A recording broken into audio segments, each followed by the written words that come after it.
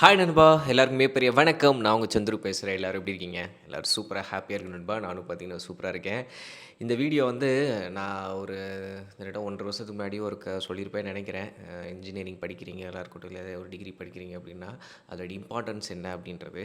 இன்னொன்னு அத பத்தி பேசினா பெரிய வியூஸும் போகாது. ஏன்னா, அது யாருக்குமே பிடிக்காது. ஏன்னா, அந்த ஏஜ்ல இருக்கிறம்போது நம்ம எல்லாருக்குமே ஒரு என்டர்டெயின்மென்ட், ஜாலி, ஃபன்னு, ஃப்ரெண்ட்ஸோட வெளிய சுத்துறது, அந்த மாரி ஒரு கான்வர்சேஷன் இருக்கும். இன்க்ளூடிங் மீ நானும் அப்படி தான் இருந்தேன். யாராச்சு என்ன சொல்கிறது அலுமினி மீட்டில் வந்து எங்கள் காலேஜில் படித்த சீனியர்ஸே வந்து ஒரு 10 இயர்ஸ்க்கு அப்புறம் நல்ல ஒரு நிலைமைக்கு இருக்கேன்னு வந்து மைக்கை பிடிச்சி பேசினானா அப்பாடா இன்றைக்கி ஒரு 2 பீரியட் வந்து நமக்கு ஓபி ஆக போகுது, நல்லா தூங்கலாம், இல்லை ஃப்ரெண்ட்ஸோட லாஸ்ட் ரோவில் உட்காந்து அரட்டை அடிச்சுட்டு இருப்போம். அதுதான் எல்லாரோட மனநிலையுமே. ஸோ அதை வந்து நம்ம தப்பே சொல்ல முடியாது.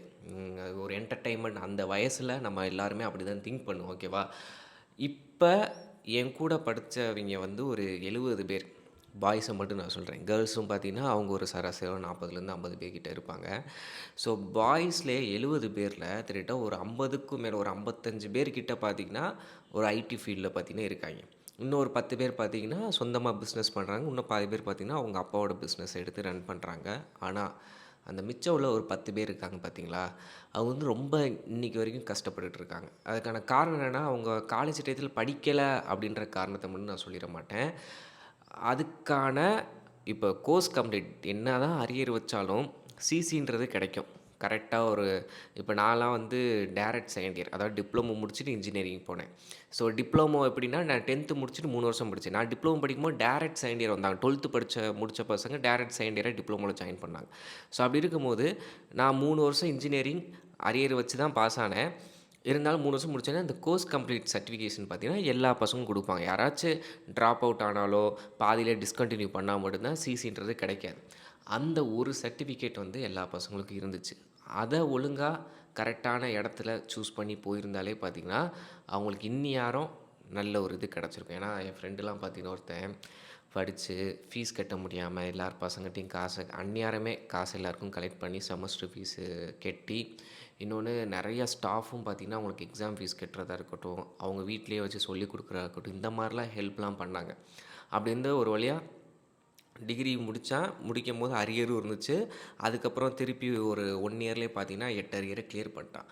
அதுக்கப்புறம் வீட்டில் வந்து உடனே வேலைக்கு போக சொல்கிறாங்க அப்படின்ற ஒரு ப்ரெஷரில் ஒரு பாத்திர கடையில் போய் ஜாயின் பண்ணியிருக்கான். அதாவது மதுரையில் ஹோல்சேலில் ஒரு பாத்திர கடையில் வந்து ஜாயின் பண்ணியிருக்கான். இன்னும் ஒரு பையன் பார்த்திங்கன்னா இந்த கந்துவட்டி பிஸ்னஸ், அவங்க ஏரியாவில் வந்து ஒரு கிராமத்தில் இருக்கான். அந்த ஃபினான்ஸ் ரீதியான கம்பெனியில் பார்த்தீங்கன்னா இருக்கான். இன்னொருத்தன் வந்து இந்த கோல்டு லோனு சீட்டு பிடிக்கிறது அந்த மாதிரி இடத்துலையும் இருக்காங்க. இன்னொரு பேர் இந்த கோழி பண்ணையில் வேலை பார்க்குறது. கோழி பண்ணையில் வேலை பார்க்குறவன் கூட ஸ்டார்டிங்கில் ரொம்ப கஷ்டப்பட்டான். இப்போ சொந்தமாக அவனே ஃபார்ம் வச்சு நடத்திக்கிட்டு இருக்கான். ஸோ அவன் இப்போ ஒரு வெல் செட்டில் ஆகிட்டான். இன்னும் ஒரு 4, 5 பேர் இந்த சோலார் பேனல் வந்து தெரு வந்து சேல்ஸ் பர்சனாக இருக்கான். அவங்கெல்லாம் பார்த்திங்கன்னா இன்னமும் கஷ்டப்பட்டு தான் இருக்காங்க. ஸோ நேற்று ஏரியாவில் வச்சு மீட் பண்ணவும் பேசினோம் வச்சோம். ஏன்டா அப்படி இப்படின்னு கவர்மெண்ட் எக்ஸாம் வச்சு படுறா, ஏதாவது ஒன்று பண்ண டைமே கிடைக்க மாட்டேது அப்படின்றான். ஸோ இதெல்லாம் நான் என்ன சொல்கிறேன்னா, நானுமே வந்து ஓகே நல்லா படிப்பாளி அப்படிலாம் கிடையாது. நான்லாம் இந்த வூப்ஸ் எக்ஸாம், இந்த C++, இந்த ஜாவா இதெல்லாம் எனக்கு மண்டையிலே ஏறாது. இன்னொன்று இந்த டெ என்னது இந்த சிஎஸ்ஸா, இந்த டெரிவேஷன் சால்வ் பண்ணுற மாதிரி ப்ராபபிலிட்டிக் பேப்பரும் பார்த்திங்கன்னா எனக்கு சுத்தமாக வராது. மொட்டை மடப்பாடம் பண்ணுவேன். அப்படின்னு ஏதாவது பிரச்சனை தப்பு வரும். இந்த சர்க்யூட் டயராம் வரைஞ்சு அதோட டெஃபினிஷன் எழுதுறது, அப்புறம் லேபில் வந்து டயராமை மொட்டை மடப்பாடம் பண்ணிட்டு அதை எழுதுறது, இந்த மாதிரி தான் என்னோடய நாலேட்ஜு. ஸோ அப்படி தான் இன்ஜினியரிங் நான் படித்தேன். ஸோ அப்படிங்கும்போது அரியர் இருந்துச்சு. எனக்குமே செம்முக்கு 2 அரியர் விழும். அப்புறம் அடுத்த கிளியர் பண்ணுவேன். மொத்தம் 5 அரியர் 6 அரியர்னு அப்படியே கொஞ்சம் கொஞ்சமாக பேக் பண்ணி வந்து முடிக்கும்போது 3 அரியர் இருந்துச்சு. அப்புறம் அடுத்த செம்மு கிளியர் பண்ணேன். அடுத்து 1 அரியர் இருந்துச்சு. அதையும் கிளியர் பண்ணேன். அரியர் இருக்கும்போதே பார்த்தீங்கன்னா, நான் ஒரு மதுரையில் ஒரு சிம்மக்கல்லில் இருக்கிற ஒரு கம்ப்யூட்டர் ஷாப்புக்கு லினோவோ ஆத்தரைஸ்டு சேல்ஸ் பர்சனாக வந்து ஜாயின் பண்ணேன். சேலரி வந்து 8,000 சொன்னாங்க.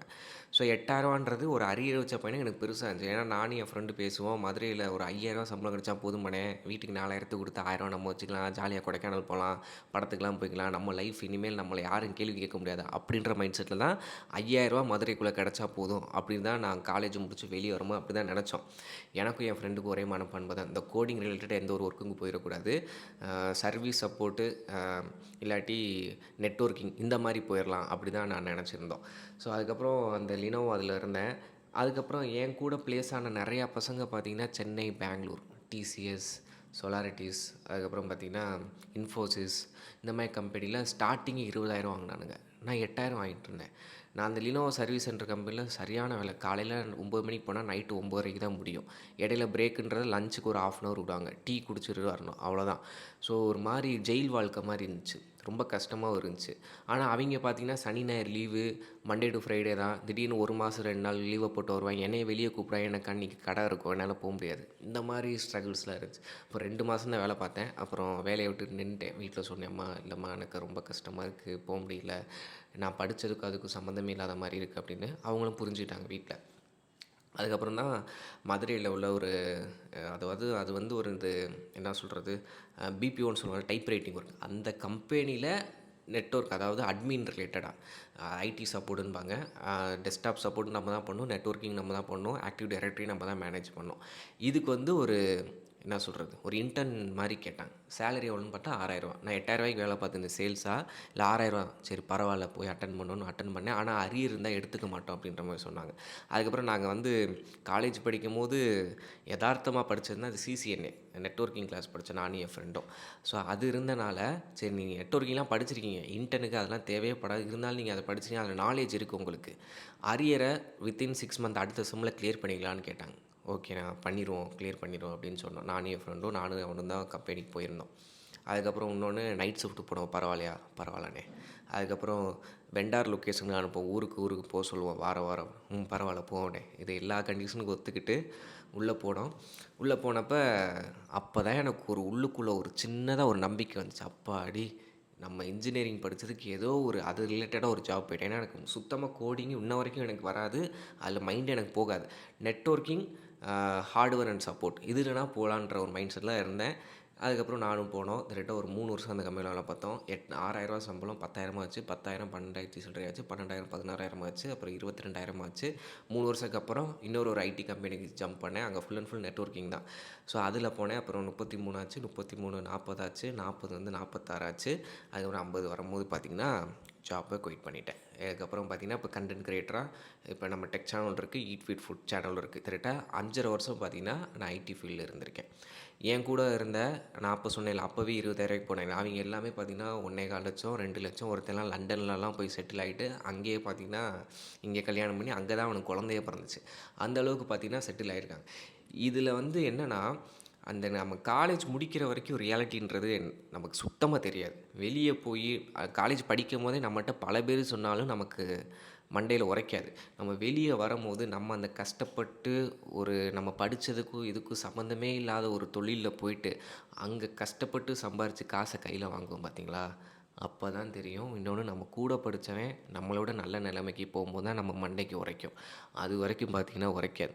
ஸோ நம்ம வீட்டில் இப்போ உள்ள கேட்டகரியில் இப்போ உள்ள பேரண்ட்ஸ் எல்லாருமே தெளிவாக இருக்காங்க, உன் பிள்ளைய ஏதாச்சும் ஒரு கட்டத்துக்கு படிக்க வைக்கணும்னு.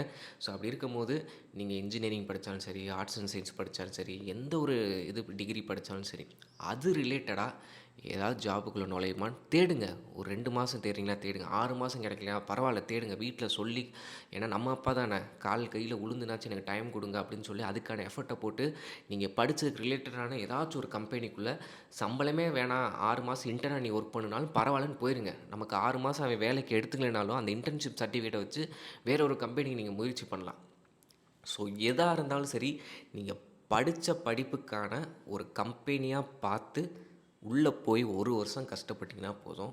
அடுத்து உங்கள் லைஃப் உங்கள் கையில். நீங்கள் நினச்ச மாதிரி நல்ல ஒரு பேக்கேஜில் வீட்டிலேயே எல்லோரும் ஹாப்பியாக இருப்பாங்க. நீங்களும் மன நிம்மதியாக வேலை பார்க்கலாம். ஸோ அப்படி இல்லை, இன்னொன்று நான் சொல்லணும்னு நினைக்கிறேன். இந்த இப்போ உள்ள காலகட்டத்தில் ஆன்லைனில் பார்த்தீங்கன்னா நிறைய ஆண்டர்ப்ரனர்ஸ் வந்து உருவாகிறாங்க. நிறையா பிஸ்னஸ் வந்து ஆப்பர்ச்சுனிட்டி வந்து கிடைக்கிது. அது எல்லாமே உங்களுக்கு ஈஸியாக தெரியும். அது ஒரு வீடியோவாக பார்க்கும்போது, லைஃப் ஸ்டைலாக பார்க்கும்போது. பட் நீங்கள் படித்த படிப்புக்கான வேலையில் ஜாயின் பண்ணிவிட்டு அதுலேருந்து மணி இன்கம் ரெகுலராக வர மாதிரி ஒரு பேக்கப் வச்சுக்கிட்டு, அதுக்கப்புறம் ஒரு 2 இயர்ஸ்க்கு அப்புறம் பேக்ரவுண்டில் நீங்கள் பிடிச்ச வேலையை செய்யணும்னு நினைக்கிறீங்க அப்படின்னா, அதுக்கான ரிசர்ச் ஒர்க்லாம் இது பண்ணி ஆன்லைனில் ஸ்டார்ட் பண்ணுங்கள். ஃப்ரீலான்சிங்காக பண்ணுங்கள். அதுக்கப்புறம் ஃபுல் ஃபேஸ்டாக உள்ளே இறங்குங்க.